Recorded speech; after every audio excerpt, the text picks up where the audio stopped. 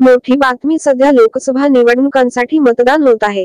चौथ्या टप्प्यासाठी 10 राज्यांमधील 96 जागांसाठी आज मतदान होत आहे। त्यात महाराष्ट्रातील 11 जागांचा समावेश आहे। या सर्व पार्श्वभूमीवर लोकसभा निवडणुकांनंतर अवघ्या काही महिन्यांत होणाऱ्या विधानसभा निवडणुकांसाठीही हळूहळू आघाड्यांच्या पातळीवर रणनीती ठरू लागली आहे। मग ती जागा वाटपाबाबत असो किंवा मग आघाड्यांच्या बाबतीतील असो, त्यातच आता विधानसभा निवडणुकांच्या संदर्भात उद्धव ठाकरे यांनी सूचक विधान केलं आहे।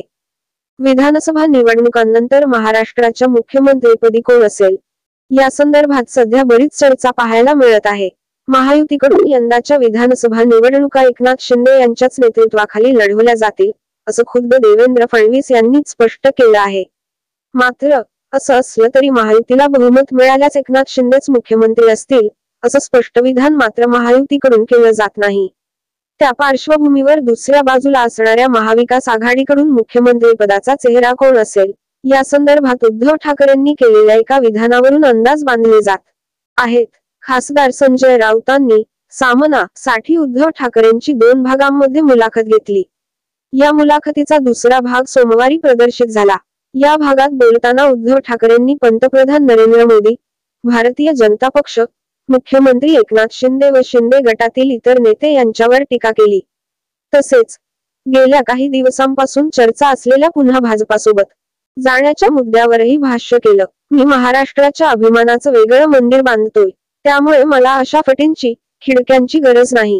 ही लढाई जनतेची आहे, नाहीतर हे महाराष्ट्राला खतम करतील, असं उद्धव ठाकरेंनी स्पष्ट केलं। त्यामुळे भाजपाकडून ऑफ झाली तरी आता भाजपासोबत जाणार नसल्याची ठाम भूमिका उद्धव ठाकरेंनी आता जाहीर केली आहे। दरम्यान भारतीय जनता पक्षानं शसेर फोडल्याचा आरोप पुन्हा एकदा करतानाच उद्धव ठाकरेंनी मुंबईतील विकास कामांचा उल्लेख केला। कोस्टल रोडचं स्वप्न मी दाखवलं, मुंबई महापालिकेनं ते पूर्ण केलं, त्याचं श्रेयही तुम्ही घेत आहात। कंत्राटदारांसाठी जवळपास 1 लाख कोटींच्या कामांना त्यांनी मान्यता दिली आहे।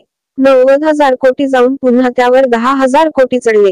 मग मुंबईच्या सफाई कामगारांना तुम्ही पगार कुठून देणार? हे सगळं करण्यासाठीच त्यांनी शसेर फोडली, असं उद्धव ठाकरे म्हणाले। यावेळी बोलताना उद्धव ठाकरेंनी सत्ता आल्यावर आपण पुन्हा मुंबई आणि महाराष्ट्राचं गेलेलं वैभव मिळवून देऊ, अशा आशयाचं विधान केल्यामुळे त्यांच्या मुख्यमंत्रीपदाबाबत चर्चा सुरू झाल्या आहेत। लोकांच्या आशीर्वादाने पुन्हा सरकार येणार, आधी केंद्रात आणि मग राज्यात येणार। मी महाराष्ट्र आणि मुंबईचं लुटलेलं वैभव परत आणेन, आर्थिक केंद्रही मी नव्याने उभारून दाखवेन, असं उद्धव ठाकरे म्हणाले। तसेच भाजपाच्या मशीनला ज्या शिवसेनेनं करंट दिला, तो करंटच काढला तर वॉशिंग मशीन काय चालणार, असा टोलाही त्यांनी लगावला।